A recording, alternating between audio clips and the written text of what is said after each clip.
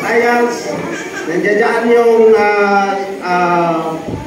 nakapagtuktok tayo na hindi pala tayong pastor niya. Pangalawa, talagang karamihan na install na maging workers ng mga baby Christian.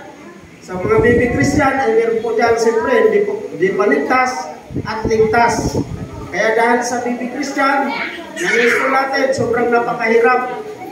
Alam namin yan mga pastor, no? Alam natin mga baby.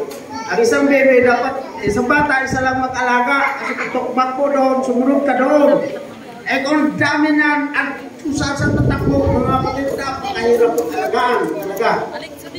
At doon po, maraming pagsubok ang gawain po ito. Ang church po ito, mga kapatid. Kaya siyempre, pag baby Christian, nandun talaga yung hindi susundin ka. Kung saan tatakbo, habol-habol ka. Wala pong submissive.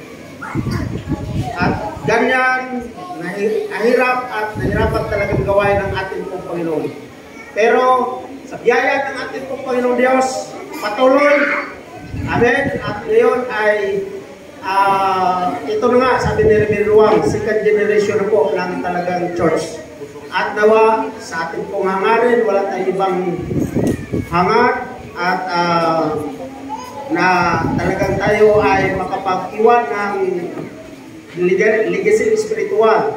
At dito na ay nawa magagamit. No? Church, salamat sa nandito, naiwan, na kahit anong mangyari, hindi man lang kayo nakitaan na talagang aalis o talagang dito kayo inilagay ng ating pong Panginoon Diyos. Kaya maraming salamat mga kapatid. Kaya yun, dito ako magtatapos sa panalita po ito.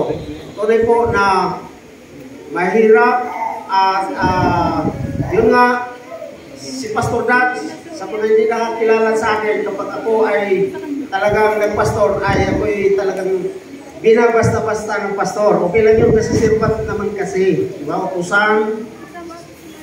At sirpat kasi kay Lord. Pero problema, pag umalis na, binabasta-basta pa rin si pastor. Hindi na po pwede yun. Equal na po tayo, magkapatid tayo sa Panginoon. Tama po ba? Amen? So, magpahalat tayo. Na hindi po na talagang basta-basta tayo pa rin pastor pag wala na tayo. Dahil lalo kong walang buo na relasyon natin. No? So, ito sila na nagdasa. No? Dati rin dito mga workers. Ngayon, ang ganda ng aming relasyon. Bakit? Talaga magkapatid tayo sa Panginoon. No? Pero kung talagang alam na tayo, wala na tayo, tapos di mo alam kung papahabol-habol ba o ano ba talaga, di kayo ka, bumabati ka, eh talaga bilang tao, papasa Diyos mo talaga yun. Diba? Papasa Diyos mo. Para di ka matigil sa paglilingkod, di ka ma-discourage sa iyong paglilingkod. Kaya yun po. Maraming salamat at ang akin pong minamahal ay talagang grabe ng kakasidyas doon sa likod. Nabigyan mo lang sana, 22 years naman na ng-church.